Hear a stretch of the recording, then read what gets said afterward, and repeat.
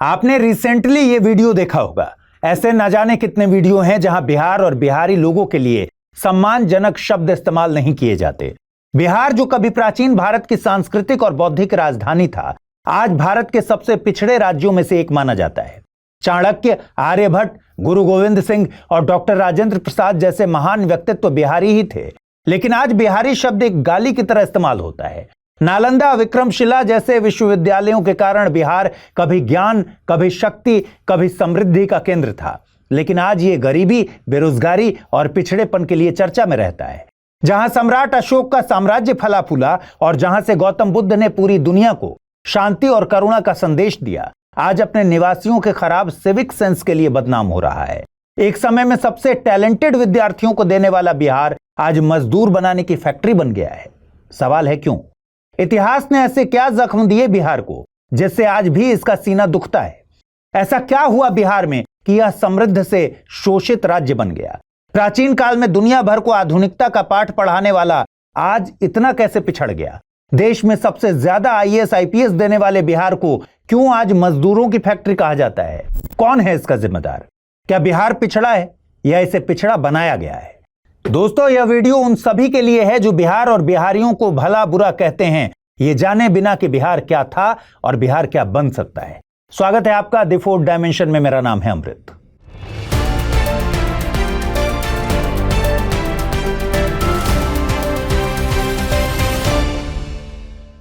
दोस्तों, अगर आप यूपीएससी एस्पिरेंट हैं तो आपके लिए गेम चेंजिंग अपॉर्चुनिटी है स्टडी आईक्यू का नया संपूर्ण बैच। एक कॉम्प्रिहेंसिव प्रोग्राम जिसमें टॉप एडुकेटर्स के साथ 1000+ आवर्स की live classes, personalised mentorship and hand written notes से लेकर पीआरपी, एमआरपी जैसे इंटेंसिव प्रोग्राम्स हैं। प्रीलिम्स और मेंस स्कॉलरशिप के तहत प्रीलिम्स क्लियर करने पर पूरी फीस रिफंड हो जाएगी। टॉप परफॉर्मर्स के लिए हर मंथ 11,000 रुपीज का cash reward, economically weaker sections के लिए स्पेशल उड़ान स्कॉलरशिप भी है। X secretary Anil Swarup sir खुद गाइड करेंगे आपको इस जर्नी में। स्टडी आईक्यू पर 2 करोड़ इंडियंस का ट्रस्ट है और अब संपूर्ण बैच के साथ आपका यूपीएससी ड्रीम भी होगा अचीव। सिल्वर, गोल्ड या platinum, choose the plan that fits your needs. आपको करना क्या है? स्टडी आईक्यू वेबसाइट पर जाइए, यूपीएससी संपूर्ण बैच पर क्लिक कीजिए and once you click on buy now, आप देख सकते हैं डिस्काउंट कोड्स। वहां पर टाइप कीजिए अमृत लाइव एंड आपको मिलेगा सबसे lowest price. And obviously your IAS journey starts here.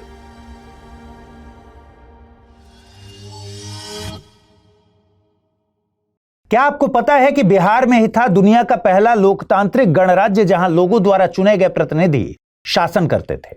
इसका नाम था वैशाली गणराज्य। यह लगभग 600 ईसा पूर्व एग्जिस्ट करता था।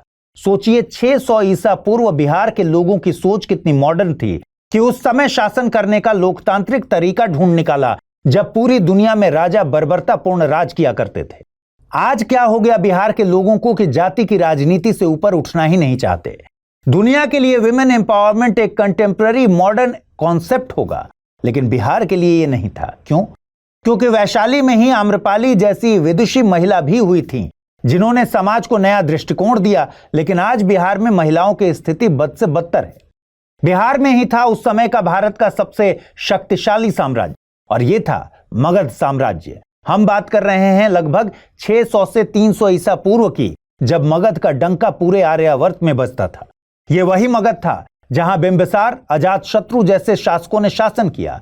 यह वही भूमि थी जहां से मौर्य और गुप्त साम्राज्य ने पहली बार भारत को एकजुट किया, एक धागे में बांधने की कोशिश की। मगध शक्ति और सत्ता का केंद्र था, लेकिन आज बिहार भारत का सबसे पिछड़ा राज्य बन चुका है। दोस्तों, ऐसा नहीं है कि मगध सिर्फ शक्ति और सत्ता का केंद्र था, यह शिक्षा और ज्ञान का केंद्र भी था। आज जिस कंप्यूटर पर पूरी दुनिया चलती है वो नहीं चलती अगर शून्य की खोज नहीं होती, और शून्य की खोज नहीं होती अगर आर्यभट्ट ना होते। ये महान गणितज्ञ भी इसी धरती से निकले जिन्होंने शून्य की खोज की और खगोल शास्त्र को नई ऊंचाइयों पर पहुंचाया। नालंदा विश्वविद्यालय के बारे में कौन नहीं जानता? 5वीं शताब्दी में यह विश्वविद्यालय बना। यह कितना मॉडर्न था पता है आपको? यह इतना मॉडर्न था कि दुनिया की पहली आवासीय विश्वविद्यालय प्रणाली यानी रेजिडेंशियल यूनिवर्सिटी सिस्टम यहीं डेवलप हुई। यानी सिर्फ भारत के नहीं बल्कि दूर देश से विद्यार्थी यहां आते थे, रहते थे और शिक्षा प्राप्त करके अपने देश वापस लौटते थे। उस समय नालंदा में 10,000 से अधिक विद्यार्थी और 2,000 से अधिक शिक्षक रहा करते थे। यहां तक कि नालंदा में चीन, जापान, तिब्बत, कोरिया और फारस से भी छात्र पढ़ने आते थे। चीन से आए यात्री ह्वेनसांग ने भी लिखा था कि नालंदा विश्वविद्यालय उस समय दुनिया का सबसे बड़ा शिक्षा केंद्र था। इसी धरती पर 8वीं शताब्दी में विक्रमशिला विश्वविद्यालय बनाया गया। यहां तंत्र विद्या, आयुर्वेद, खगोल शास्त्र का गहन अध्ययन होता था। लेकिन आज बिहार में अच्छे स्कूल, कॉलेज, यूनिवर्सिटी नहीं है। यहां के युवा दूसरे राज्यों में पढ़ने के लिए मजबूर हैं। बिहार ने बहुत से महान व्यक्तित्व भी भारत को दिए हैं। इसी धरती पर भारत का सबसे महान सम्राट अस्तित्व में आया। ये थे सम्राट अशोक। यह दुनिया के पहले राजा थे जिन्होंने युद्ध के बजाय अहिंसा को अपनाया और बौद्ध धर्म को पूरी दुनिया में फैलाया। यही वो जगह थी जहां चाणक्य पैदा हुए। चाणक्य महान अर्थशास्त्री और रणनीतिकार, जिन्होंने घनानंद के अपमान से आहत होकर चंद्रगुप्त मौर्य को भारत का सम्राट बनाया। इसी धरती से निकले थे गुरु गोविंद सिंह, जो कि सिखों के 10वें गुरु थे, जिन्होंने खालसा पंथ की स्थापना की और धार्मिक स्वतंत्रता के लिए संघर्ष किया। 1857 के स्वतंत्रता संग्राम में भी बिहारियों ने कंधे से कंधा मिलाकर अंग्रेजों से लोहा लिया। वीर कुंवर सिंह नाम आपने सुना होगा। ये स्वतंत्रता संग्राम के समय लगभग 80 साल के थे, लेकिन इनकी बूढ़ी हड्डियों में वो आग थी जिसने अंग्रेजों को भस्म करने की पटकथा में जबरदस्त भूमिका निभाई। महात्मा गांधी को कैसे भूल सकते हैं। इसी धरती से गांधी जी ने अपना पहला आंदोलन शुरू किया और यह था 1917 का चंपारण सत्याग्रह। यहीं से आधुनिक युग में आजादी के एक नए युद्ध का शंखनाद हुआ। यही वो जगह थी जिसने देश को भारत का पहला राष्ट्रपति दिया, डॉक्टर राजेंद्र प्रसाद, जिन्होंने संविधान निर्माण में अहम भूमिका निभाई। इसी क्रांतिकारी भूमि से आजाद भारत की सबसे बड़ी क्रांति की शुरुआत हुई और यह थी संपूर्ण क्रांति। जेपी जयप्रकाश नारायण ने 1974 में बिहार से संपूर्ण क्रांति की शुरुआत की, जिसने भारत में पहली गैर कांग्रेसी सरकार बनाई। ये वही जेपी थे जिन्होंने इंदिरा गांधी जैसी कद्दावर नेता को चैलेंज किया। लेकिन आज बिहार बन गया है एक मजदूर फैक्ट्री। अब सवाल यह आता है कि जब बिहार इतना महान था तो आज इसकी ऐसी दुर्दशा कैसे हो गई? कौन था जिम्मेदार? बिहार की आज की बदहाली को समझने के लिए बिहार के कल को समझना होगा। बिहार जो कभी भारत का शिक्षा, व्यापार और सांस्कृतिक केंद्र था, मध्यकाल से लेकर ब्रिटिश शासन तक लगातार लूटा गया। यही भूमि मौर्य, गुप्त और पाल साम्राज्य का गढ़ हुआ करती थी, लेकिन बाद के शासकों, विदेशी आक्रमणों और औपनिवेशिक नीतियों ने इसे कमजोर कर दिया। 12वीं शताब्दी तक बिहार एक प्रमुख बौद्ध और हिंदू शिक्षा केंद्र से शोषण का शिकार प्रदेश बन गया। मध्यकाल में यानी 1200 ईस्वी से 1750 ईस्वी तक में तुर्क, अफगान और मुगलों द्वारा यह शोषित हुआ। महमूद गजनवी ने बिहार के कई मंदिरों और शिक्षा केंद्रों को लूटा। फिर 1193 ईस्वी में मोहम्मद गोरी ने बख्तियार खिलजी को भेजकर नालंदा और विक्रमशिला विश्वविद्यालयों को नष्ट करवा दिया, जिससे हजारों दुर्लभ पांडुलिपियां नष्ट हो गईं। फिर दिल्ली सल्तनत के दौर में यानी 1206 के बाद बिहार एक टैक्स पेइंग स्टेट बन गया, जिससे यहां का धन दिल्ली भेजा जाने लगा। किसानों और व्यापारियों पर भारी कर लगाया गया, जिससे कृषि और व्यापार प्रभावित हुए। हालांकि अकबर ने बिहार को मुगल साम्राज्य में शामिल किया, जिससे थोड़ी स्थिरता आई, लेकिन औरंगजेब के समय भेदभावपूर्ण टैक्स और युद्धों ने बिहार की अर्थव्यवस्था को कमजोर कर दिया। 17वीं शताब्दी में बंगाल का नवाब बिहार से भारी मात्रा में टैक्स वसूलता था, जिससे स्थानीय किसान और व्यापारी आर्थिक रूप से कमजोर हो गए। नवाबों के लूट का दौर खत्म हुआ तो नए लुटेरे आ गए, और ये लुटेरे थे अंग्रेज, जिन्होंने बिहार की अर्थव्यवस्था का विनाश करने में कोई भी कसर नहीं छोड़ी। प्लासी के युद्ध के बाद ब्रिटिश ईस्ट इंडिया कंपनी ने बंगाल, बिहार और उड़ीसा पर नियंत्रण कर लिया था। यह भारत का सबसे समृद्ध इलाका था और यहां से भारी मात्रा में टैक्स की उगाही हुआ करती थी। इसके बाद वॉरेन हेस्टिंग्स ने बिहार में स्थायी बंदोबस्त लागू किया, और यही बना असली शोषण की जड़, जिसने बिहार को हर तरीके से उधेड़ कर रख दिया। क्या था स्थायी बंदोबस्त? स्थायी बंदोबस्त यानी परमानेंट सेटलमेंट, यह ब्रिटिश ईस्ट इंडिया कंपनी और बंगाल के जमींदारों के बीच भू राजस्व तय करने का एक समझौता था। इसे जमींदारी व्यवस्था भी कहते हैं। यह 1793 में लागू हुई थी। बिहार, जो उस समय बंगाल प्रेसिडेंसी का पार्ट था, 1793 में लॉर्ड कॉर्नवालिस द्वारा लागू स्थायी बंदोबस्त के तहत आया, और इस नीति के तहत जमींदारों को टैक्स भरने की स्थायी जिम्मेदारी दी गई। लेकिन यह टैक्स इतना ज्यादा होता था कि किसान और जमींदार दोनों आर्थिक संकट में आ गए। अब इस सिस्टम में दिक्कत यह थी कि जमींदारों को टैक्स वसूली की पूरी छूट थी, जिससे किसानों से अधिक टैक्स वसूला जाने लगा, जिससे यहां के किसान हमेशा कर्ज और गरीबी में फंसे रहे। एक तरफ किसानों का शोषण तो हो ही रहा था, लेकिन दूसरी तरफ कृषि में कोई सुधार भी नहीं हो रहा था। न सिंचाई में हुआ, न तकनीक में। सुधार इसलिए नहीं हुआ क्योंकि जमींदारों को एक निश्चित टैक्स चुकाना था। इसलिए इन जमींदारों ने कृषि में निवेश करने के बजाय किसानों से अधिक टैक्स वसूलने पर ध्यान दिया।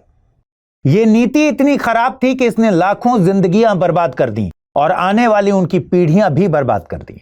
बंगाल, बिहार और उड़ीसा का कृषि क्षेत्र बुरी तरह प्रभावित हुआ, जिससे यहां गरीबी और भुखमरी बढ़ी, आत्महत्याएं बढ़ी। इसीलिए विद्रोह भी हुआ, और विद्रोह में भी बिहारियों का योगदान किसी से भी कम नहीं था। फिर 1857 का विद्रोह और दमन का सिलसिला शुरू हुआ। बाबू वीर कुंवर सिंह ने शाहाबाद में 1857 के विद्रोह में अंग्रेजों के खिलाफ संघर्ष किया, लेकिन विद्रोह के बाद ब्रिटिशों ने बिहार में कठोर दमन किया। हजारों किसानों और स्वतंत्रता सेनानियों को मार दिया गया, जिससे स्थानीय अर्थव्यवस्था और कमजोर हो गई। इसके बाद रही सही कसर नील की खेती ने पूरी कर दी। लगभग इसी समय ब्रिटिशों ने किसानों को जबरदस्ती नील की खेती करने पर मजबूर किया, जिससे खाद्य उत्पादन कम हो गया और अकाल का खतरा मंडराने लगा। और यह महाखतरा भी जल्द ही आया। बिहार में 1873-74 और 1896-97 में भारी अकाल पड़ा। लोग मर रहे थे, लेकिन ब्रिटिश सरकार ने कुछ भी नहीं किया। यहां रेलवे का असंतुलित विकास भी देखा गया। ब्रिटिशर्स ने बिहार से सिर्फ कच्चा माल निकालने के लिए रेलवे का उपयोग किया, और इस कदम से स्थानीय व्यापार को बढ़ावा नहीं मिला। ब्रिटिश शासन के दौरान बिहार सिर्फ एक आर्थिक आपूर्ति केंद्र बन गया, लेकिन कोई औद्योगिकरण नहीं हुआ। ब्रिटिश शासन की रक्त चूसक आर्थिक नीतियों की वजह से स्थानीय उद्योग बर्बाद हो गए। जैसे ब्रिटिश कपड़ा मिलों के सस्ते कपड़ों की आवक के कारण भागलपुर सिल्क और पटना के हथकरघा उद्योग नष्ट हो गए, और यहीं से शुरू हुआ भुखमरी और पलायन का युग।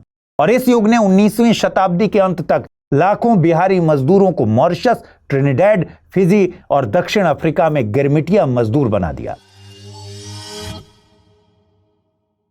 बिहार में 1950 से 70 के दशक में कई बड़े उद्योग जैसे कि Shriram fertiliser, Barauni refinery, Bhagalpur silk स्थापित हुए थे। लेकिन राजनीतिक अस्थिरता के कारण बिहार में लगातार सरकारें बदलती रहीं और कानून व्यवस्था की समस्या खड़ी हो गई। 1970 के बाद राजनीति जातिगत आधार पर होने लगी, जिससे कुछ लोगों को फायदा तो हुआ, लेकिन इसकी कीमत पूरे बिहार को चुकानी पड़ी। इसके बाद का दौर बिहार में जंगल राज के रूप में जाना जाता है। इस दौरान अपराध दर बहुत ज्यादा थी। 1990 के दशक में बिहार में गुंडा राज आया और बाहुबली और माफियाओं का प्रभाव बढ़ गया। आए दिन हत्याएं, किडनैपिंग, रेप की खबरें छपती रहीं, लेकिन प्रशासन धृतराष्ट्र की तरह आंखें बंद करके बैठा हुआ था। ये वो दौर था जब राजनीति और अपराध का नेक्सस बन गया था और आम जनता इनका शिकार। जातिगत राजनीति के कारण पूरा बिहार पंगु बन गया। इससे जन्म हुआ राजनीतिक अस्थिरता का, और इससे पैदा हुआ प्रशासनिक भ्रष्टाचार। बिहार भ्रष्टाचार का पर्याय बन चुका था। सत्ता के लालच, गद्दी के मोह के चलते सरकारों ने बिजली पर ध्यान दिया, न सड़क पर, न ही बिहारियों पर। बुनियादी ढांचे की जबरदस्त कमी पैदा हो गई और निवेशकों ने बिहार को छोड़कर गुजरात, महाराष्ट्र और कर्नाटक का रुख किया। 90 के दशक में उदारीकरण का फायदा भी बिहार को नहीं मिल सका।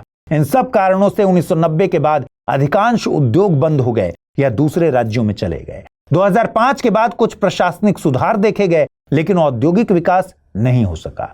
अब हालात ये हैं कि बिहार में देश के कुल औद्योगिक उत्पादन का सिर्फ 1% योगदान है, जबकि उसकी जनसंख्या 10% से अधिक है। आजादी के बाद कुछ दशक तक बिहार में सरकारी स्कूल और कॉलेज ठीक से काम कर रहे थे, लेकिन जातिगत राजनीति के हावी होने के बाद यह स्थिति बिगड़ गई। 1980 के बाद शिक्षक भर्ती में भ्रष्टाचार बढ़ा, स्कूलों की गुणवत्ता गिरी। अब स्थिति यह है कि बिहार में सरकारी स्कूलों में काफी हद तक क्वालिटी शिक्षकों की भारी कमी है। आपने अक्सर सोशल मीडिया में बिहार के टीचरों की बदहाली का मखौल उड़ाते हुए वीडियो देखे होंगे। हंसी तो आती होगी, लेकिन दोस्तों ये डरावना सिचुएशन है। अगर ऐसे टीचर्स पढ़ाएंगे तो क्या होगा स्टूडेंट्स का भविष्य। 2023 में बिहार की साक्षरता दर 61.8% थी, जो राष्ट्रीय औसत के लगभग 77% से काफी कम है। बिहार में तकनीकी शिक्षा की कमी है। बिहार में पर्याप्त इंजीनियरिंग और मेडिकल कॉलेज नहीं है, इसीलिए बिहार का युवा बाहर के राज्य में पढ़ने के लिए मजबूर है। इसके अलावा स्किल डेवलपमेंट प्रोग्राम की कमी है। अधिकांश युवाओं के पास नौकरी पाने लायक स्किल सेट ही नहीं है। इसलिए बिहार में बेरोजगारी दर 10% से अधिक है और ये देश के औसत से ज्यादा है। बिहार में ह्यूमन डेवलपमेंट भी बहुत पुअर है। आप विकास को नापने वाला कोई भी इंडेक्स उठा लीजिए, बिहार की रैंक आपको नीचे ही मिलेगी। सामाजिक प्रगति सूचकांक हो, नीति आयोग का एसडीजी इंडिया इंडेक्स हो, नीति आयोग का ही भारत इनोवेशन इंडेक्स हो, हेल्थ इंडेक्स हो, बिहार सब में पीछे है। बिहार की आबादी का बड़ा हिस्सा यानी लगभग 1/3 हिस्सा गरीबी रेखा के नीचे रहता है और 52.5% हिस्सा बहुआयामी गरीबी से प्रभावित है। सिर्फ 12.3% परिवारों में किसी सदस्य का स्वास्थ्य बीमा है। सोचिए, 5 साल से कम उम्र के 42% बच्चों का ठीक से विकास नहीं हुआ है, जो देश में सबसे अधिक है। 15 साल और उससे अधिक उम्र के लोगों में साक्षरता भी सबसे कम है। रिसेंट आर्थिक सर्वेक्षण के मुताबिक राज्य की प्रति व्यक्ति आय सिर्फ 66,828 रुपए सालाना है, जबकि उत्तर प्रदेश की 93,514 रुपए, छत्तीसगढ़ की 1,47,361 रुपए, झारखंड की 1,05,274 रुपए, ओडिशा की 1,63,101 रुपए और मध्य प्रदेश 1,42,565 रुपए। सोचिए बिहार की स्थिति। वहीं भारत की प्रति व्यक्ति आय है वर्ष 2023-24 में लगभग 1,81,500 रुपए। देखिए, यहां हम सभी युवा की बात नहीं कर रहे हैं, लेकिन अब खुद सोचिए, गरीबी एक्सट्रीम है, एजुकेशन है नहीं, स्किल सेट डेवलप नहीं है, बिहार में मौके हैं नहीं, खेती किसानी की जमीन कोसी हर साल लील जाती है। इन सब के बावजूद सरवाइव करना है तो बिहार की इन सभी समस्याओं से परेशान युवा क्या करेगा? उसके पास मजदूरी जैसे काम करने लायक ही ऑप्शन बचता है और इस मजदूरी के लिए भी बिहार के लाखों युवाओं को बाहर जाना पड़ता है। बिहार के लगभग 50 लाख लोग प्रति वर्ष उत्तर प्रदेश, दिल्ली, मुंबई, पंजाब, महाराष्ट्र में रोजगार के लिए पलायन करते हैं। अब यही विशाल मजबूर मजदूर वर्ग न चाहते हुए भी बिहार के सांस्कृतिक एम्बेसडर बन जाते हैं। देखिए, मैं आपको एक बात बताता हूं, मोरालिटी या सिविक सेंस या सभ्य दिखने या होने का गुण यूनिवर्सल नहीं होता। असल में ये एक प्रिविलेज है। अगर किसी इंसान का कंफर्ट, खाना, सिक्योरिटी, स्टेबिलिटी छीन ली जाएगी तो चेहरे से नकाब उतर जाते हैं और मोरालिटी या सभ्य बिहेवियर धरे के धरे रह जाते हैं। ऐसे इंसान के लिए सिर्फ मायने रखता है सर्वाइवल। अक्सर दूसरे राज्य के लोग बिहारी मजदूर वर्ग को देखकर बिहार को जज करते हैं, इनके सिविक सेंस पर हंसते हैं, लेकिन वो ये भूल जाते हैं कि बहुत ही सिस्टमैटिक तरीके से इनको ऐसा मजबूर बनाया गया है। इतिहास में बिहार भारत की ताकत था, लेकिन आज सबसे कमजोर राज्यों में से एक है। बिहार पिछड़ा नहीं है, उसे पिछड़ा बना दिया गया है। अब समय आ गया है इसे बदलने का, लेकिन क्या करना चाहिए, ये एक बड़ा सवाल है। देखिए, सरकार को सबसे पहले उस एरिया को टारगेट करना चाहिए जिससे सबसे ज्यादा लोग जुड़े हुए हैं, और ये है एग्रीकल्चर। 2011 की जनगणना के अनुसार बिहार की लगभग 89% आबादी ग्रामीण इलाकों में रहती है और बिहार की 76% आबादी सीधे खेती पर निर्भर है। और एग्रीकल्चर अब भी बिहार में लोगों की आय का मुख्य स्रोत है और इसीलिए एग्रीकल्चर का इंस्टीट्यूशनल रिफॉर्म बहुत जरूरी है। एग्रीकल्चर इंस्टीट्यूशनल रिफॉर्म्स कई छोटे छोटे रिफॉर्म्स का सुपरसेट है। इसका सीधा सा मकसद है खेती टिकाऊ बने और प्रोडक्टिविटी बढ़े और फाइनली हमारे किसान भाइयों की आर्थिक स्थिति मजबूत बने। अब ये कैसे अचीव किया जा सकता है? सबसे पहले लैंड रिफॉर्म करना होगा। लैंड रिफॉर्म्स यानी जमींदारी प्रथा को खत्म करना, भूमिहीन किसानों को जमीन देना और लैंड होल्डिंग की सीमा तय करना। आज भी बिहार में प्रति व्यक्ति जमीन की उपलब्धता बहुत कम है। सोचिए, बिहार 1950 में जमींदारी प्रथा का उन्मूलन करने वाला पहला राज्य था, लेकिन इसके बाद जो सुधार होने थे वे हुए ही नहीं। बहरहाल, इसके बाद सिंचाई पर ध्यान देना होगा। कोसी और गंडक के बाद कोई बड़ा प्रोजेक्ट नहीं आया। याद कीजिए, सोन कनाल सिस्टम ने कैसे भोजपुर जिले का पूरा हुलिया बदल दिया। एग्रीकल्चर लैंड अवेलेबिलिटी के लिए कोसी नदी भी एक बड़ा चैलेंज है, जो हर साल हजारों एकड़ एग्रीकल्चरल लैंड को तबाह कर देती है। सरकार को इस पर भी ध्यान देना होगा। इसके अलावा एग्रीकल्चर टेक्नोलॉजी में सुधार करना होगा, जैसे ड्रिप और स्प्रिंकलर सिंचाई को बढ़ावा देना होगा। अच्छी क्वालिटी के बीज और जैविक खेती को प्रोत्साहित करना होगा। साथ ही कृषि मशीनरी और डिजिटल तकनीकों का उपयोग करना होगा। इससे प्रोडक्टिविटी बढ़ेगी। इस बात को समझिए कि एग्रीकल्चरल प्रोडक्टिविटी किसी भी सोसाइटी में चाहे जिस भी वजह से कम रहेगी, वहां गरीबी तो रहेगी। अब सवाल यह है कि एग्रीकल्चरल प्रोडक्टिविटी बढ़ाने के लिए फंड्स कहां से आएंगे? यहीं पर बैंक्स की भूमिका सामने आती है। किसानों को सस्ती ब्याज दरों पर ऋण उपलब्ध कराना होगा और लोकल साहूकारों से बचना होगा और बैंक में भ्रष्टाचार से भी बचना होगा। यही कहलाते हैं एग्रीकल्चरल क्रेडिट रिफॉर्म्स। अब किसान जब फसल पैदा कर लेगा तो उसको बिचौलियों से बचाना और सही दाम पर बिकवाना एक बड़ा चैलेंज है। इसके अलावा फसल की बीमा, फसल भंडारण और कोल्ड स्टोरेज जैसी फैसिलिटीज भी देनी होगी और इन सब योजनाओं का सही इंप्लीमेंटेशन करवाने के लिए एक स्ट्रिक्ट करप्शन फ्री गवर्नेंस का होना जरूरी है। देखिए, हरित क्रांति का फायदा भी पंजाब हरियाणा को ही मिला था, बिहार को नहीं। इसलिए अगर आने वाले 10-20 सालों में ये सुधार जमीनी स्तर पर दिखने लग जाएं, तो इसका फायदा सीधे बिहार की 75% से ज्यादा जनता को होगा और हमें एक बदलता बिहार देखने को मिलेगा। लेकिन सिर्फ एग्रीकल्चर का इंस्टीट्यूशनल रिफॉर्म बिहार की सूरत नहीं बदल सकता, हमें इंडस्ट्रियल रिफॉर्म भी करने होंगे। अगर आप वेस्टर्न कंट्रीज को देखेंगे तो पाएंगे कि जो एग्रीकल्चर बेस्ड इकोनॉमी है वे इंडस्ट्री बेस्ड इकोनॉमी से हमेशा पीछे रहती हैं। क्यों? क्योंकि पूरी दुनिया में इंडस्ट्रियल प्रोडक्टिविटी की जो ग्रोथ और जो विस्तार हुआ वह एग्रीकल्चरल प्रोडक्टिविटी का नहीं हो सका। इसलिए बिहार के लिए बहुत जरूरी है कि यहां बड़े पैमाने पर इंडस्ट्रियल रिफॉर्म लाया जाए। अभी बिहार में न के बराबर इंडस्ट्रीज हैं। सवाल यह है कि बिहार में इंडस्ट्रीज क्यों नहीं लग पा रही? सबसे पहला रीजन है कि यहां इंफ्रास्ट्रक्चर की डेफिशिएंसी है। बिहार में बिजली की कमी एक बड़ी समस्या है। आप यकीन नहीं करेंगे, लेकिन बिहार की एवरेज इलेक्ट्रिसिटी अवेलेबिलिटी भारत के अन्य औद्योगिक राज्यों से बहुत कम है। इसके अलावा यहां इनएफिशिएंट रोड और रेल नेटवर्क है। देखिए, इंडस्ट्रीज को ग्रो होने के लिए हाईवेज और रेलवे हब्स का पर्याप्त डेवलप होना बहुत जरूरी है। इसके अलावा बिहार में स्किल्ड वर्कफोर्स की कमी है। बिहार में इंडस्ट्रियल ट्रेनिंग और टेक्निकल एजुकेशन का लेवल दूसरे राज्यों की तुलना में कमजोर है और जो थोड़े बहुत स्किल्ड हैं वो बेटर अपॉर्चुनिटी तलाशने के लिए बड़ी संख्या में दिल्ली, पंजाब, महाराष्ट्र, गुजरात पलायन कर जाते हैं। और भी समस्याएं हैं, जैसे बिहार में उद्योगों के लिए भूमि अधिग्रहण करना एक बड़ी चुनौती है। कानूनी बाधाओं और स्थानीय विरोधों के कारण भूमि अधिग्रहण प्रक्रिया हमेशा धीमी रहती है। राजनीतिक अस्थिरता, पॉलिसी में अस्थिरता, भ्रष्टाचार, लाल फीताशाही, ये बेसिक प्रॉब्लम्स हैं जो एग्जिस्ट करती हैं। इन्वेस्टर्स के लिए बिहार एक अनपॉपुलर डेस्टिनेशन इसलिए बन जाता है क्योंकि बिहार पर गुंडा राज, जंगल राज का ठप्पा लगा हुआ है। नो डाउट पहले से सिचुएशन कुछ हद तक ठीक हुई है, लेकिन फिर भी इन्वेस्टर्स को तो चिंता बनी रहती है। इन सभी वजहों से यहां इन्वेस्टमेंट की कमी है। हालांकि समय समय पर बिहार में इन्वेस्टर्स को खींचने के लिए प्रयास जरूर किए गए हैं, जैसे Bihar industrial investment promotion policy BIPP लागू की गई। स्टार्टअप्स और MSMEs को बढ़ावा दिया जा रहा है, लेकिन अभी भी बड़े इन्वेस्टर्स यहां जोखिम उठाना नहीं चाहते। दोस्तों, अगर आप UPSC एस्पिरेंट हैं तो आपके लिए गेम चेंजिंग अपॉर्चुनिटी है स्टडी IQ का नया संपूर्ण बैच। एक कॉम्प्रिहेंसिव प्रोग्राम जिसमें टॉप एडुकेटर्स के साथ 1000+ आवर्स की live classes, personalised mentorship and hand written notes से लेकर PRP, MRP जैसे इंटेंसिव प्रोग्राम्स हैं। प्रीलिम्स और मेंस स्कॉलरशिप के तहत प्रीलिम्स क्लियर करने पर पूरी फीस रिफंड हो जाएगी। टॉप परफॉर्मर्स के लिए हर मंथ 11,000 रुपीज का cash reward, economically weaker sections के लिए स्पेशल उड़ान स्कॉलरशिप भी है। X secretary Anil Swarup sir खुद गाइड करेंगे आपको इस जर्नी में। स्टडी IQ पर 2 करोड़ इंडियंस का ट्रस्ट है और अब संपूर्ण बैच के साथ आपका UPSC ड्रीम भी होगा अचीव।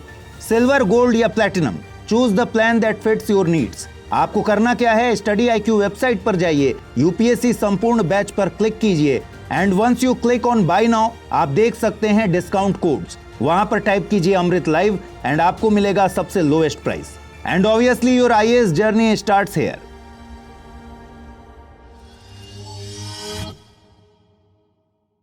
देखिए, बिहार में खनिज और प्राकृतिक संसाधनों की कमी भी इंडस्ट्रीज लगाने में एक बड़ी बाधा है।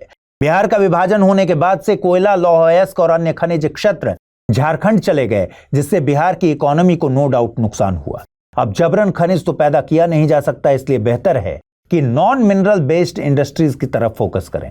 जैसे बिहार में पटना और गया को IT और स्टार्टअप हब के रूप में डेवलप किया जा सकता है। बिहार कृषि उत्पादन में आगे है, इसलिए फूड प्रोसेसिंग को यहां बढ़ावा दे सकते हैं। इसका एक अच्छा एग्जाम्पल है मखाना। देश के 90% मखाना का उत्पादन कहां होता है? बिहार में। और हाल ही में केंद्रीय बजट में मखाना बोर्ड के गठन को मंजूरी भी दी गई।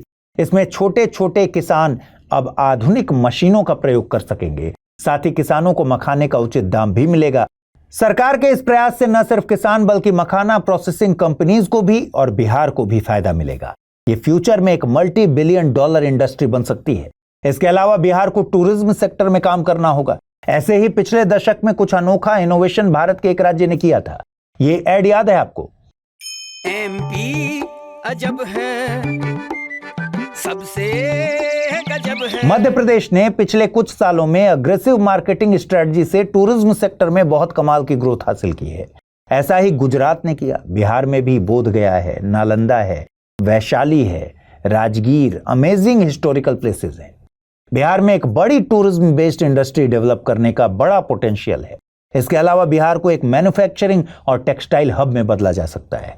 भागलपुर सिल्क इंडस्ट्री को ग्लोबल बनाया जा सकता है। इसके अलावा बिहार की जियोग्राफिकल लोकेशन इसे एक बड़ा लॉजिस्टिक्स और वेयर हाउसिंग हब बनाने में मदद कर सकती है। इन सब के अलावा पलायन रोकना है तो शिक्षा और स्किल डेवलपमेंट के एरिया में बहुत काम करना होगा और राज्य में ही अधिक रोजगार के अवसर देने होंगे। IIT, IIM, एम्स जैसे संस्थानों की संख्या बढ़ानी होगी।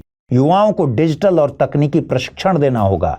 भ्रष्टाचार को कम करना होगा। सरकारी नौकरियों और योजनाओं में पारदर्शिता लानी होगी। ऑनलाइन गवर्नेंस सिस्टम को अपनाना होगा। देखिए, बिहार में अपार संभावनाएं हैं, लेकिन सही नीतियों, निवेश और इंफ्रास्ट्रक्चर के विकास के बिना यह संभव नहीं हो सकता और यह सारा विकास निर्भर करता है एक अच्छी सरकार पर। यहां वोटर्स का रोल बहुत अहम है। अगर अब भी बिहार की जनता जाति के आधार पर वोटिंग करना नहीं छोड़ती तो स्थिति बदलने वाली नहीं। दोस्तों, आपके हिसाब से बिहार की सबसे बड़ी समस्या क्या है और उसका सॉल्यूशन क्या है? कमेंट करके बताइए। नमस्कार।